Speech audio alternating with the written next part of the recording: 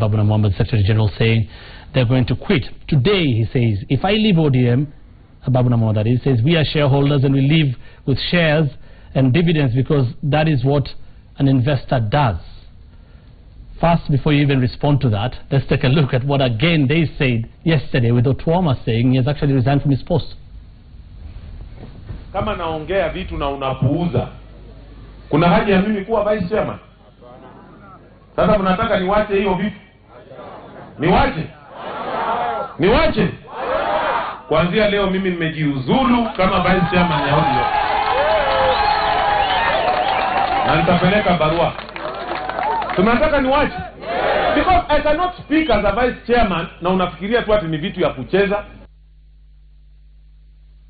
Na leo hii natangaza, mimi sitakuwa generali mwenye bunduki isiyo na risasi. Sitakuwa.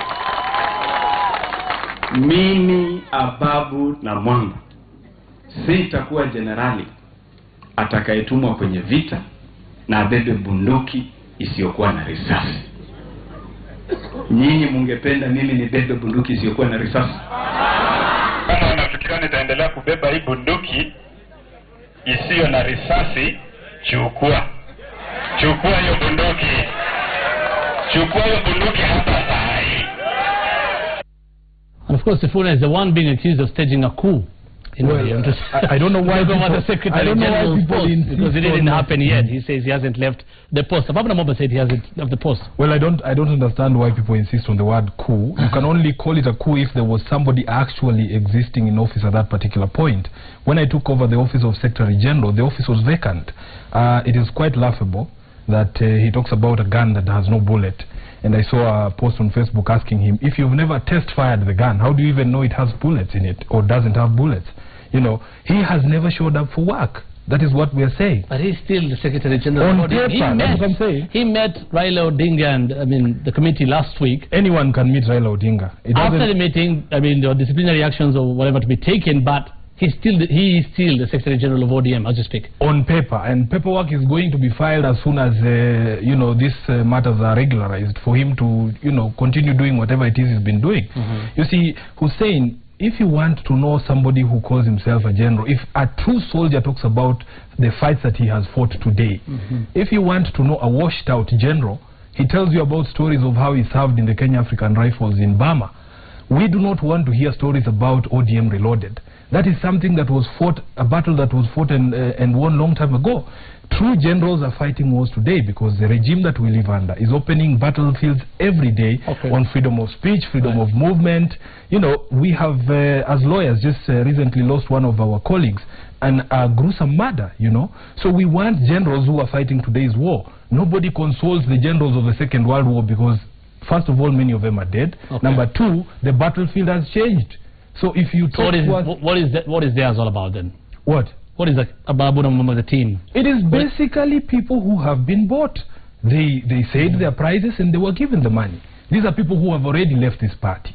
They're just making noise for nothing. In fact, the membership of the ODM would like to see Babu Namwamba leave the party as soon as possible because we know that is their end game. By the membership, what do you mean? Who? The membership of ODM is broad, is a public. Are you talking about the leader? No. I'm talking about the membership.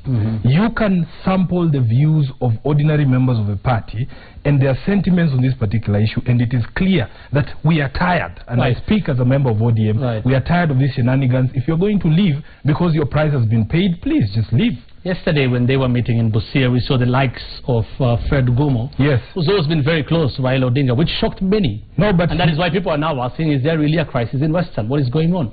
First of all, Gumo has never been an MP for Western Kenya. I don't know why you talk to but of course, he has been. And he has been very key for Raila Odinga. Number two, he already defected to Jubilee. This is something that you should know, Hussein.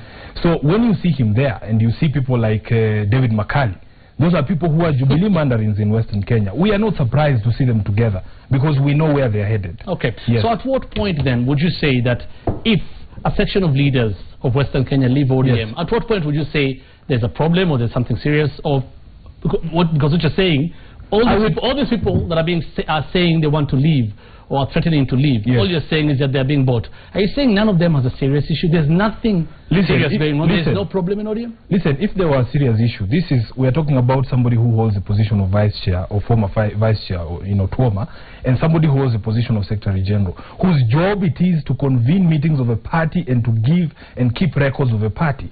If indeed there were solid grievances, and if you look at some of those complaints that, oh, there was a beauty pageant in my constituency which Raila Odinga swung by and I wasn't told.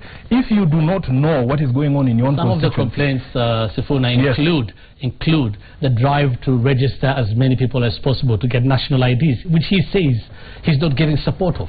Now, listen to me, because this is what is most interesting. I have worked with Ababu Namwamba under that ID registration drive.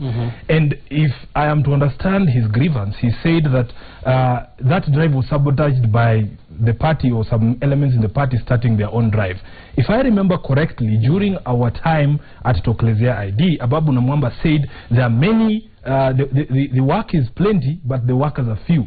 And that the more of such initiatives that we saw, the better for the party. At that particular point, all these other parallel initiatives were not a problem for Ababu. And that is what is most disheartening, because he is being dishonest, and this is dishonesty.